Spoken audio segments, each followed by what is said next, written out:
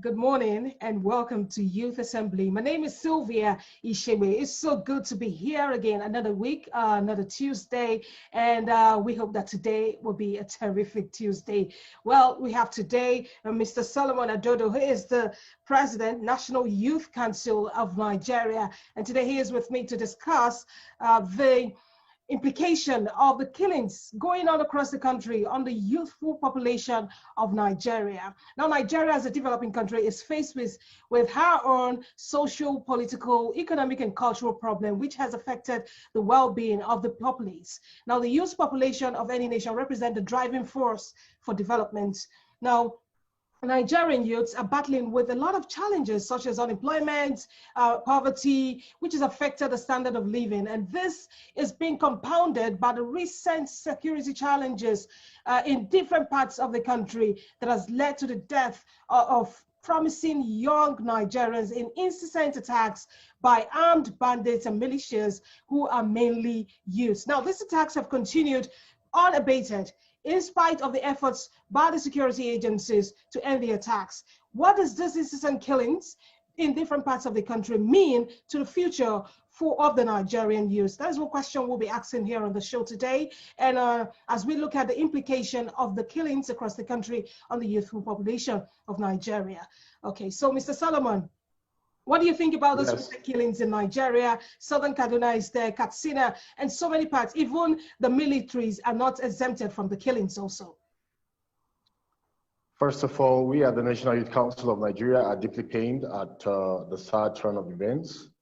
We commiserate with all the families that have lost loved ones. We pray for the souls of the departed. We are deeply grieved. This is a moment when, rather than throw blames and cast aspersions, we should seek solutions, enduring solutions at that. And you see, these killings that have erupted or have assumed a heightened pace is as a result of, it's like a vicious circle that's been accelerated, you know, moving in circular motion, but now at more frenetic pace or speed. We need to break that circle. We need to break that negative circle, and we need to also find a tangent of hope. Let's look at it very clearly. Okay. Underdevelopment and poverty drives all of this ethnic violence or religious violence or political violence or whatever you may call it that are adduced as reasons for some of these killings. Then when you go to the issues of kidnappings, Boko Haram terrorism, and all other forms of crimes, most of the people will tell you that they go into these crimes for various reasons. But a greater percentage will tell you they go into these crimes because they had nothing doing, they were poor, they were unemployed, they had no means of livelihood. Now, there is no excuse for crime, like we always maintain at the National Youth Council of Nigeria. But you see, these factors fuel crime. They assist crime, they enable crime. They propel an average young man who now has nothing to do, whose mind is rudderless. And then some fiendish elements in society come to give that mind a sense of direction. But this time around, that sense of direction is not in the line of productivity, it's not in the line of national progression, but it's in line of retrogression and so on and so forth. Mm-hmm. So you see that poverty, unemployment, underdevelopment, all of these things, they fuel all this crisis and insecurity and whatever name we might want to call it. And in turn, insecurity, wars, killings, and so on and so forth also fuel underdevelopment, fuel poverty, and fuel unemployment. Because you go to a farmer's farm, destroy his crop, and kill him. Tomorrow, there's no one to continue productivity. Poverty sets in. You understand? Unemployment exacerbates or increases. You go to a business, you burn it down because, oh, he's from the opposing camp. Maybe you're a Muslim and he's a Christian, or maybe you are from the southern Kaduna and he's from the northern Kaduna. And all these things can't really help us as a nation. Like I've always maintained in consonance with the words of Martin Luther King, an eye for an eye. We leave everyone blind. So we need to begin to look at solutions from where we are. What can we do? And it's quite unfortunate that most of the drivers of these crimes are youths. So we at the Youth Council are talking to the youth as often as possible. We talk to them frequently. We use all the media to reach out to them. But I want to assure we will personally visit Kaduna State. We will personally visit Katsina, Zamfara, Borno, Yobe, and all the flashpoints affected. But aside that, we will also go around the nation, every state, and have a one-on-one interaction with these Nigerian youths. They need to know very clearly that the same strength and energy you are channeling towards destructive tendencies, you can channel these energies towards productive tendencies. So it begins with first knowing or being aware that you can be useful to society. When the youth are not aware that they can be useful, anybody can come and mislead them, and then they tell you that, oh, this, oh, that, so several things. So there needs to be a thorough reorientation. Okay, thorough reorientation. But you also, as you are going to tell them, we want you to also mention it here, some of those things, some of those negative impact that it has on the youths. We have over 50% of the youths making up the population of Nigeria. So what does it do to them? What does it do to the economy? What does it do to Nigeria as a whole? Well, you see, the frank truth is this. Let us look at the origins of wars and separations. As a nation, we fight to uphold our sovereignty and our dignity as a collective country. So when Ghanaians destroyed our embassy, we rose and we began to talk. This should not happen. This should not happen. As a continent, we say we are the black race and Africa is great. And when they molest the blacks in America, in Europe, anywhere, we rise up together and say, this should not happen, this should not happen. But we come down to our continent, we fight each other. We come down to our country and we tell ourselves, he is from the north, I am from the south. He is a Christian and I am a Muslim. We come down to the same state we are, like in the case of Kaduna State, and you tell yourselves, he is from southern Kaduna, I am from northern Kaduna. And if you eviscerate further, if you dissect it properly, you will still discover that even in that northern Kaduna, there are people fighting themselves. Even in that southern Kaduna, there are people fighting themselves. So we need to know and learn to understand ourselves, first of all. We also need to know that we are here for a purpose to better the lot of humanity, to see to the good of the other man, for therein lies our own good also. So this is the message we are taking. And also to let the youth know that there is something in you that the nation needs. There is something in you that your community needs, that you have potentials. And these potentials can be channeled or translated to productivity. These potentials is what the nation is banking on and leaning on. Are you going to waste it? Are you going to misdirect it? Now, I will be fair with the youth. We took office in December 2019. Mm-hmm. And I'll tell you, frankly speaking, there has been no thorough engagement with the Nigerian youth. How do you mean? Yes, no thorough engagement. There needs to be a thorough engagement. From where we are, it is very clear, since the dawn of the democratic era in 1999, after the several military interregnum that we had over time, since 1999 till date, it has been one issue of unemployment, underdevelopment, and escalating up till now. Now, as it is, there are challenges, issues of unemployment, issues of poverty. The youth are sort of woebegone, not knowing where to go, frustrated. A lot of them travel across deserts, across seas, they get drowned, going to Europe and America, trying to make a living for themselves, becoming second-class citizens. Nobody is engaging with them. It is as if there is no hope. And when people feel there is no hope, they resort to all of these things. Now, what we are saying is this. Let us look at all the countries that developed. Let us look at China. Let us look at America that we look at as great nations. Did they fall from the sky? No. So we need to tell our youth, first of all, that whatever we seek is within us. When we give the youth a sense of hope, a sense that they can be useful productively and positively, I bet you a greater percentage of them will not yield to being used as tools, as minions in the hands of all these fiendish elements that want to foster crimes, foster insecurity, and so on and so forth for their own self-serving ends. All right. You understand? So Okay. this is what we need to do. And then when we get to that point where there is a thorough awareness, we will now move to the next level, which is how to engage these potentials meaningfully. A hand that is engaged plowing the fields, a hand that is engaged building a technology device, building furniture, building modern infrastructure or something, will not have freedom to go and clutch weapons of war. So we are saying we will bring our youth to that consciousness, and we will also engage them so that their hands will be positively occupied rather than being negatively occupied. All right. I want to assure the Nigerian youth.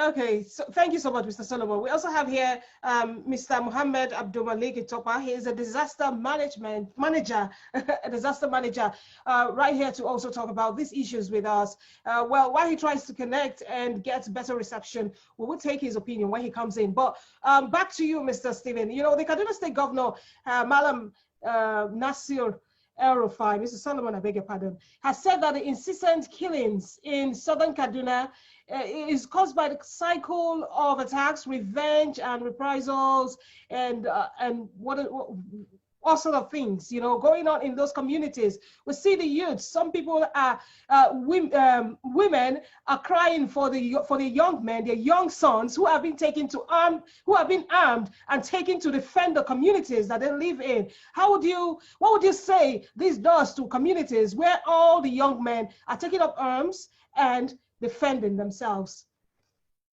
Well, it's very clear. They are taking up arms to go and defend themselves, spending time day and night, watching their territory, watching their fields and all of that. Now, it is needed because they must secure their lives. But it's unfortunate that now productive time has been wasted in prosecuting warfare, communal wars, and all of these things.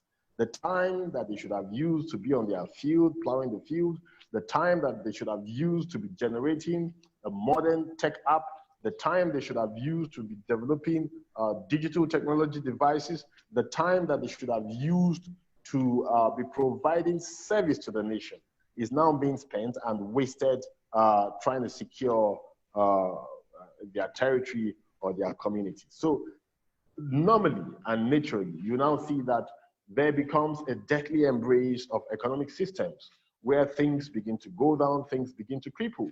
There will be no more food to feed the children, famine will set in, and they will die of ill health and other ailments. In fact, there are reports coming that there is food shortage right now in southern Kaduna communities. They don't have food, and the IDP camps in neighboring communities are filled up with people leaving those communities that are being affected. So that is one implication of this economic shortage of and everything. So tell us some more about what this means for those communities and Nigeria as a whole. But because it's not just about this community, it's about Kaduna or Katsina or Borno. How does it affect us as Nigerians? You see, I weep and I'm in pains. But you see, even out of these pains, we will not just weep because we've been given constitutional authority to play our rules in this country. We have a mandate to the Nigerian youth. It's our duty to marshal out all of the youth forces in a positive direction. We came to meet a mad field. We came to meet a youth in enemy and in chaos. But I want to assure that we will work to correct all of this. We are working already. The results might not be clearly visible, but of course they are trickling in, and soon they'll be surging in. Like we both agreed on the issue of food shortage coming up. Also, collapse of economic systems. The healthcare facilities also will be in a deplorable state if there were any at all before now. Of course, you know, when all of these crises are ongoing, the local warriors, they use their various strategies and so on and so forth. They will also destroy critical infrastructure. They will destroy electricity systems if they even had any before now. They will destroy the roads as part of their warfare strategy, and so on and so forth. You see, in the end, now the community itself degenerates back to pre-colonial or medieval times. So we are telling these youths, it is not what we should be doing at this point. And whether we call it reprisals or whether we call it anything, these are not necessary. I feel the pains of those who have lost loved ones. I know how hurt they are. Yeah. I've lost some loved ones, but due to natural cause. But now imagine that someone else came to grip the life in a gruesome manner. It's hurting. But I think we need to resist the urge for reprisals. Because if you take an act of vengeance against the other man, he will also be hurt and take an act of vengeance. But I will call on the government of Kaduna State and also the government of Nigeria to take immediate decisive actions, steps that can bring enduring solutions to this crisis, steps that should include strategic empowerment of the youth, strategic engagement with the youth, and so on and so forth. We will also call on the security agencies to utilize the modern warfare devices, crime prevention architecture in place, use of unmanned aerial vehicles for surveillance, advanced intelligence gathering, and so many other things. And then also, the security agencies should parley with the youth in the various communities. Most of what we even use to prosecute this warfare, if we channel them into educating this youth, into redirecting their minds, and also into setting up little enterprises or businesses where they can thrive, I bet you we'll go a significant deal in curbing all of these things. Now, I want to call on all Nigerian youth and also all in authority in our dear nation, Nigeria. No state exists in isolation. Mm-hmm. We are one entity as a country. Whatever happens in Kaduna affects Lagos. Whatever happens in Enugu affects Port Harcourt and affects Borno State, and so on and so forth. Because if this is reported in the international media, they will say this is happening in Nigeria. And that's a picture on all of us. So let's make concerted efforts. We know that it seems everything is bleak, but I want to assure the youth that we can make it. There are policies, programs, and projects of government. Let us rise up and let us see how we can begin to channel our energies positively. They may not all be 100%, but the little we can do. Go back to our farms, treat your neighbor with respect, and so on and so forth. If you're a herder, maybe you have your cattle, maintain decorum and respect for the other man. Okay. You understand? Keep your cattle somewhere. If you're a farmer and so on. Okay, reports that even the military base, they have a military base in these communities in Kaduna, and still the violence, the killing still persists. How do you think that the security agencies can be rejigged and empowered to fight these crimes effectively in the communities so that we don't see them happening all over and all over again? Okay, you see, this warfare that's been waged is a sort of guerrilla warfare between these communities, and it's not, it's a flash war, flash wars. They just come, the bands of invaders, they come, they invade, they attack, they destroy, and they leave. So before even the military will react, they would have left. But if the military and the police apply modern warfare techniques, like I said aforetime, the use of unmanned aerial vehicles, or what we call drones, the use of discrete camera systems that will be able to capture advancing bands of fighters so that you can route them and deal with them appropriately before they attack, and all of these things. If we apply modern warfare techniques, then we'll be able to see how we can get rapid results, But if we keep doing things the normal way and we wait for people to come and attack, and then the military will come out or the police will come out, by the time they get to the field, the destruction would have been meted. All they will meet will be disaster on the field. So we are saying that modern warfare artillery should be applied. Also, there should be rapid improvement in rural infrastructure across the country. You find out that if there is an improvement in infrastructure, there will be less tendencies for crimes. If the terrain is good enough for the vehicles of the security operatives to operate, they will be able to easily apprehend these criminals. But when you have some kind of poor terrain or road networks and all of those things, you don't have electricity, there's darkness everywhere. Under the stilt of the night, these terrorists and these invaders could come in and do anything. All right, welcome, Mr. Mohammed. Efforts that will be in place. Welcome, Mr. Mohammed Abdul Malik. He is a disaster manager, but we cannot hear you. You need to connect your audio so that we can be able to hear you loud and clear, okay? But you are welcome to Youth Assembly. And yes, we are looking at the implication of the killings across the country on the youthful population of Nigeria. We would like to hear your input, Mr. Mohammed, as soon as you connect your audio. But yes, Mr. Solomon, Mr. Solomon Adodo. So the government have been trying their best to put an end to the fight against insecurity in the country, but you know we still see these crimes happening. What better approach do you think that they can use to bring crime and killings to an end in the country? Okay, I think we have Mr. Mohammed connected now. Let's hear his thoughts. Okay, Mr. Mohammed, go on. Thank you. Good morning. I just got to get the last part of the question. Please, can you come up? Yes, yes. The killings that are going on across the country, they keep rising, and we keep getting the reports here and there. How do you think the government can approach their fight against terrorism and insecurity in the country better? Good morning, Nigerian.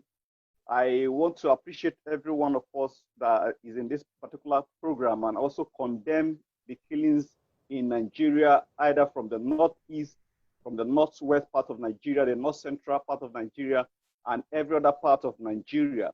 Having condemned it, I want to say that the government have a lot to do because the security of this country belongs to them. The security apparatus belong to them. But we need to cooperate with them as well as civilians, because if we don't give them the right information, they will not be able to help us to fight the terrorism that we are talking about. So having said that, who is giving the right information to the government now? I am saying that the civilians need to be given the security agents the right information so that they will be able to fight the terrorism, because without the information, they will not be able to fight the terrorism around us, because we know our community more than the security agents. And we also know that the terrorists also know the security apparatus around us. They have the surveillance apparatus of that particular environment. So we live among them, and we need to supply this particular information to the security agents so that they'll be able to protect us. Having said that, I want to come to the basis of the government. The government need a lot. They have several issues that have come from time immemorial, from the independence up to this particular time. This insecurity does just not start now, but we need the government to sit and bring all the security apparatus together, have a good intelligence report, or have a good intelligence architecture that will give them information. And as well, we need the government to create job opportunity, because some of the factors that have triggered this particular problem are in unemployment. We need the government to create job opportunity. We need to end hunger in Nigeria. Poverty is increasing every day, and you can give just 1,000 naira to a particular individual to kill an individual for you, and they will go and do. So it means that we have failed. Government has failed in respect to the responsibility of protecting their citizens. So government need a lot to do, and the citizen as well to need a lot to do with respect to supplying the security agents the right information. Thank you. All right, thank you so much, Mr. Solomon. What measures do you think, same question, do you think the Nigerian government should put in place to ensure the safety of lives and properties of the people who are being affected by these crimes? Well, the measures, we need to adopt new approaches. You see, we've injected so much funds into military armaments, into military fights and so on and so forth. But you see, we are not getting the results, because for each terrorist you take out, for each Boko Haram you take out, for each bandit you take out, for each kidnapper you take out, there are 10 more that are vetted.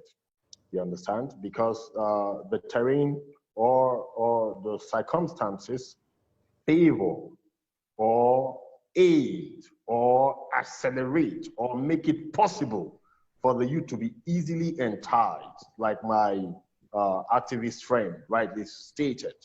You understand? So we need to change the patterns. We need to wage an intellectual warfare. We need to wage an economic warfare. We need to set certain borders and certain boundaries that within this presence, we know that anybody who now goes outside of this is somebody who does not want to stand to reason. For instance, you see, we've injected billions of naira into getting military armaments and so on and so forth. If we can inject some of all this into training our youth, look at the 75 billion Nigeria Youth Investment Fund or Intervention Fund, which was just assented to by Mr. President. If that comes up now and it is well managed, you will find out that most of our youth will be out of the desert or out of the woods of anomy and chaos where they can easily be recruited. So what we are telling government, adopt new strategies, not just strategies to quell wars, crimes, insecurity, banditry and all of them, but strategies to ensure that they do not even happen in the first instance. Like I said, a hand that is engaged in productivity can scarcely find that time to be engaged in acts of wanton destruction and so on and so forth. Because if you've invested your time to build an empire, you've invested your time to build a business, you've invested your time to build good houses and schools and all of that, you will cherish them, you will treasure them. You will know that if you destroy this mountain, he will likely destroy yours. So we will all be watching over each other. So we are saying, government, adopt a new approach, an approach of development, an approach of youth empowerment, an approach of ensuring accelerated economic growth, an approach of a thorough, integrated interaction and strong synergy with the Nigerian youth. There are structures. The National Youth Council of Nigeria is there. We have our bodies in the 36 states and FCT. We have our bodies also in the 774 local governments of Nigeria. So how much has the government engaged with the National Youth Council of Nigeria? So these are things we were talking about. And you see, in all of this, we will also want to use this medium to call on the minister to wake up, the Minister of Youth. When these crimes happen, it is not just the security chiefs we should be talking about. It is not just the police chief or the Minister of Defense and so on and so forth. Who is the commander of the Nigerian youth? You understand? We have a dual role. I play my role and the Minister of Youth is supposed to play his role. No, so together we are like what I can get from what you're saying, Mr. Solomon, is that it is a collective effort, not just left for the government or the state government, the federal and state government, but individuals and agencies and even leaders in every aspect of life playing their own role. So let me get to feedback from Mr. Mohammed. How can religious leaders and community leaders play a huge role in a fight against terrorism and in the country? Thank you so much. I think when from the time immemorial, you discover that Nigeria is binded by culture, by religion. And most of us are closer to most of our traditional rulers. We are closer to the religious leaders, and every day or every one of the days of the week, at least, we go to either the mosque or the church. The leaders have several responsibilities with respect to bringing all the members of their faith together by preaching about sacredness of life.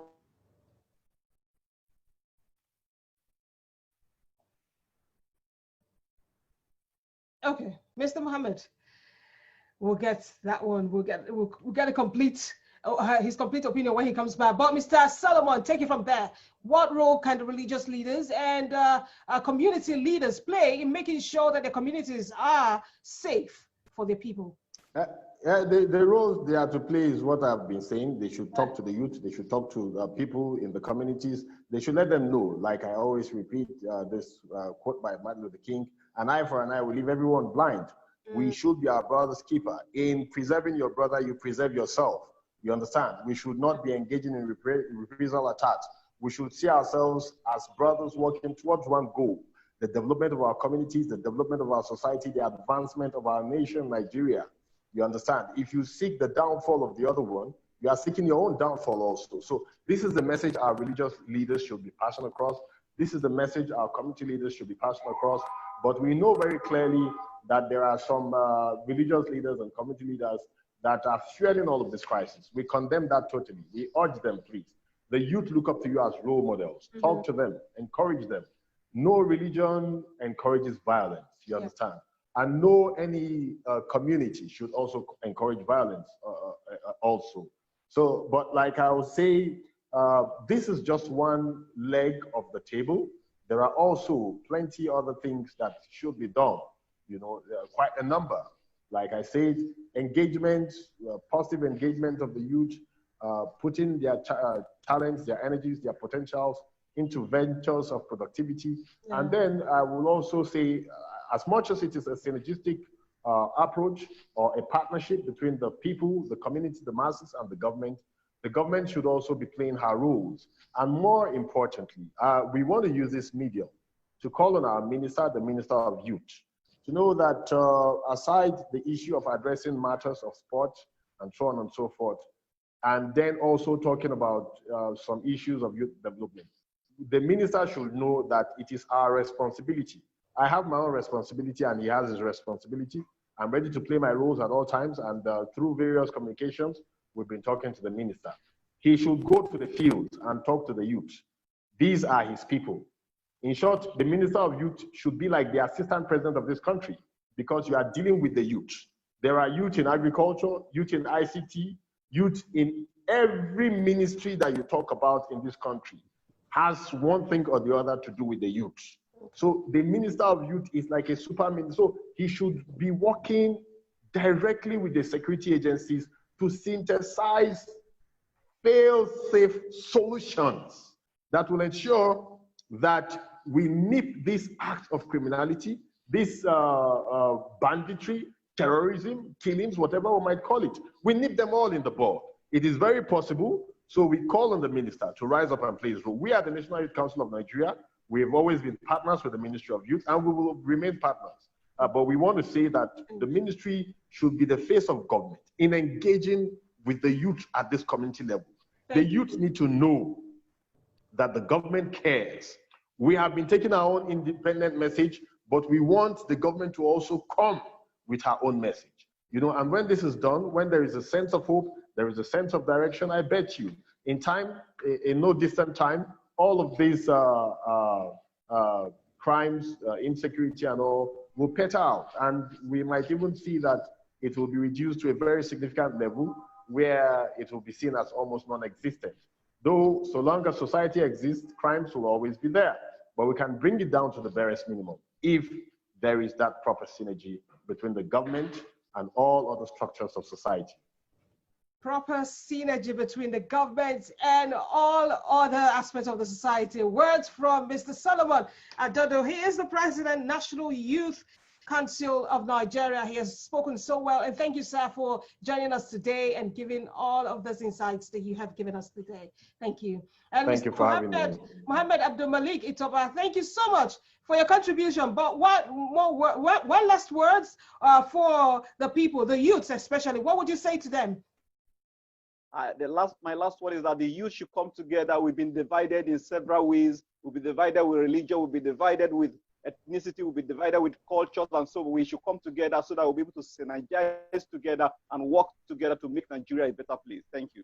Thank you so much. He is a disaster manager. Thank you for your time today. I hope you have a fantastic Tuesday and, of course, a fantastic week. My name is Sylvia Ishewe, and the show was put together by Asma Usani and supervised by Ehi Ahiane. The show continues, and another part of the show, and it continues. The broadcast continues on www.clickniger.net. Join us there as we continue broadcast. But for now, Youth Assembly is over.